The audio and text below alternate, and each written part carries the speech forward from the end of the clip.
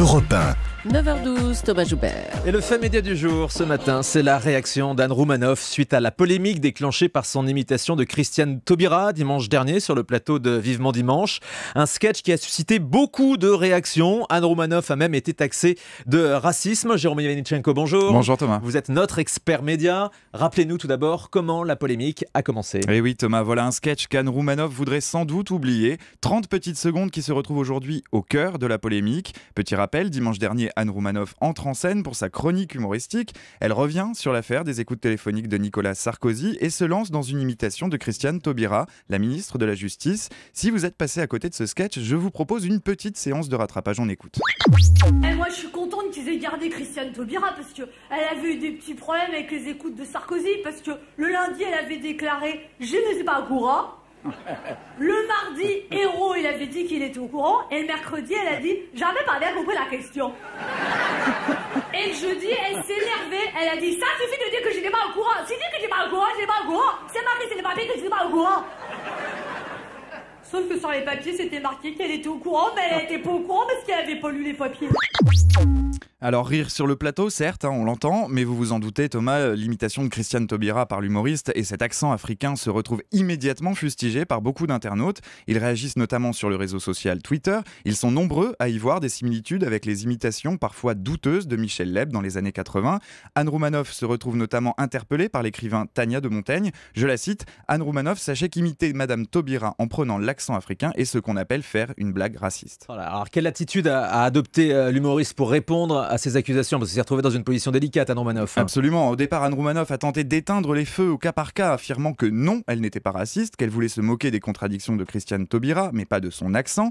Hier, sur sa page officielle Facebook, elle a publié un message dans lequel elle développe un peu plus sa pensée. Je la cite, « Je suis désolé que certains aient vu un acte raciste dans l'accent approximatif que j'ai utilisé. Je suis d'accord avec vous sur un point, je ne suis effectivement pas très doué en imitation. » Ça, on avait cru remarquer, en effet. Ça, c'est drôle.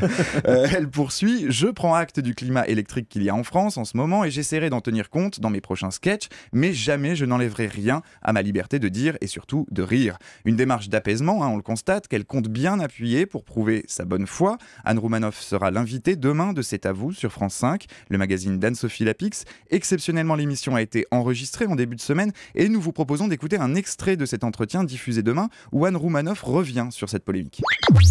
Je veux dire, pour moi, l'humour, ça doit rassembler, ça doit pas diviser. Donc, puisque ça a blessé des gens, voilà, qu'ils se rassurent. Je ne ferai plus ça. En plus, c'est même pas quelque chose que je fais sur scène. C'est 25 secondes d'un truc. Voilà, je le ferai plus, ça va. Basta. Mais après, je vais pas m'excuser d'avoir fait ça. Vous le regrettez pas sur la tête? Non, non, je regrette pas sur le fond d'avoir fait ça, non.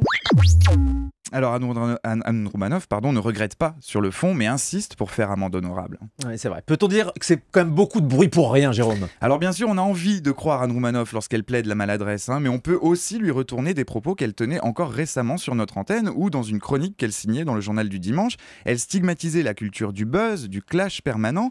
Peut-être aurait-elle dû se douter qu'une pareille imitation provoquerait des réactions très vives ou qu'elle blesserait une partie de l'opinion. La voilà en tout cas aujourd'hui empêtrée dans ce qu'elle pointait du doigt. La prudence est mère de sûreté. Certains pourront le regretter, mais cette maxime vaut aussi pour les humoristes. Ouais, mais c'est vrai que tout prend des proportions assez incroyables. Nicolas Canteloup lui-même imite régulièrement Christiane Taubira en prenant un accent. On a l'impression qu'on ne peut plus rien dire, qu'il est très difficile de faire rire aujourd'hui dans les médias. On se souvient que Canal+ avait également été taclé pour un sketch sur le Rwanda, qui était effectivement un sketch d'humour, un sketch choquant. Mais finalement, voilà, c'est aussi le principe de l'humour et de la liberté d'expression, de pouvoir se moquer de tout et de tout le monde. Merci beaucoup, Jérôme Ivanichenko, pour cet éclairage.